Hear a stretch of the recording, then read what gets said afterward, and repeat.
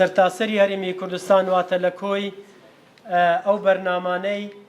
کە بەگشتی خەڵک سەیری دەکا سەیری کەناڵەکە دەکا کەناڵی کورساتە نوێنەری ئەو کەناڵە کەناڵی کورسات خەڵاتی پڕبینەرترین کەناڵی گشتی لەسەر ئاستی هەرێمی کوردستان بەدەستێنا بەهۆی پەیڕەوکردنی پرەنسیپە پیشەیەکانی کاری ڕاگەیاندن و دەنگ و ڕەنگی ڕەسەنی کۆمەڵگەی کوردی لە ڕاپرسیەکی ڕامە ئەجەنسیدا بۆ بینەری کەناڵەکانی تەلەڤیزیۆن لە هەرێمی کوردستان کەناڵی کورسات توانی خەڵاتی پڕبینەرترین کەناڵی گشتی بباتەوە. بێگومان گرنگی ئەم ڕاپرسیە بۆ دەستگاکانی ڕاگەیاندن دوو لایەنەیە. لایەنێکیان ئەوەیە کە بەشی پلاندانانی ئەو دەستگایانە ئاستی کەناڵەکەی بزانی کەناڵەکەی لە چ ئاستێکدایە بینەری بۆ چ مەبەستێک بۆ چ کاتێک سەیری دەکات سەیری زیاتر چ پرۆگرامێکی دەکات هەموو ئەمانە چ ڕەگەزێک زیاتر سەیری دەکات چ تەمەنێک زیاتر سەیری دەکات ئاستی خوێندەواری لە چ ئاستێکدا ئەو بینەرانی کە سەیری ئەم کەناڵە دەکەن ئەمە بەشی پلاندانان بەلایەک بەشی مارکتینگی ئەم کەناڵەش سوود لەم ڕاپرسە دەبینێ بۆ ئەوەی ئاستی کەناڵەکە بە کۆمپانیەکانی بازرگانی بگەێنێ بڵێ من بینەرم بەو شێوازەیە لەم ئاستەمە بۆ ئەم لایەنەش بێگومان سوودی دەبێت بۆ دەستگاکە ئەگەر ورد بینەوە لە داتاکان دوای ئەوەی کە داتاکان دەرهاتی کەناڵی کورسات سیرکن خەڵک بۆ چمە بەسێک سەیری کورسات دەکات دەبێت ئەمە لە داتاکان دانەدان ئەو کەناڵانە ورد بینەوە بزانین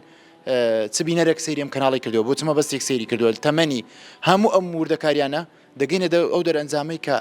کەناڵی کورسات بۆ سەیری دەکرێت چێ سەیری دەکات لە چ شار و شارۆچکەیەک سەیری دەکات چ ڕەگەزێک زیاتر سەیری دەکات هەموو ئەمانە ئینجا دەرئەنجامێکی پوختت پێدەدا کە هۆکارەکانی بدۆزیەوە کە کەناڵی کورسات بۆ سەیری دەکرێت. فۆرمەچی کاغەزیە لە ناو فۆرمەکان چیە پرسیارێ ئەو پرسیارە لە ناو فۆرمەکانەیە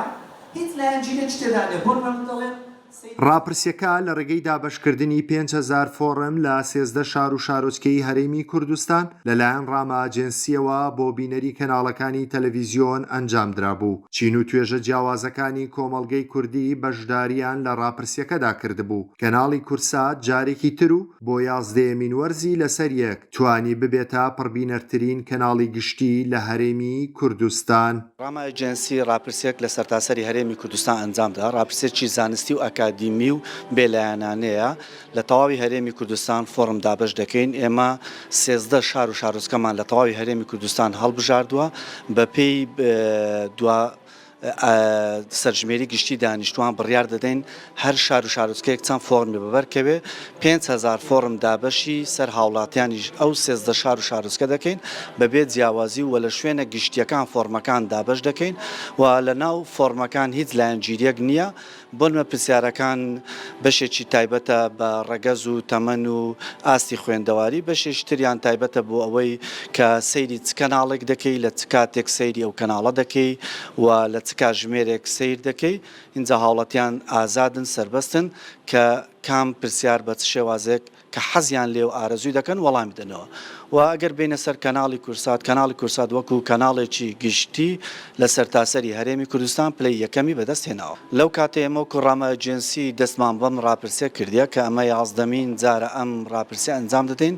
لە هەر 11 جارەکە کەناڵی کورسات وەکو کەناڵێکی گشتی پلەی یەکەمی بەدەست هێناوە. نهێنی ئەم سەرکەوتنە بەردەوامەی کورسات لە پەیوەندیەکی قوڵی کەناڵەکە لەگەڵ بینەرەکانیدا سەرچاوە دەگرێت چونکە کورسات هەمیشە وەگەندامێکی نزیکی خێزانەکان میوانی ماڵەکان بووە و بەرنامە و پرۆگرامەکانی ڕنگدانەوەی کۆمەڵگەی کوردی و کلتور و دابوونەریتی ڕەسەنی کوردەواری بووە. خالید ئەحمەد، کورسات، ڕانیا.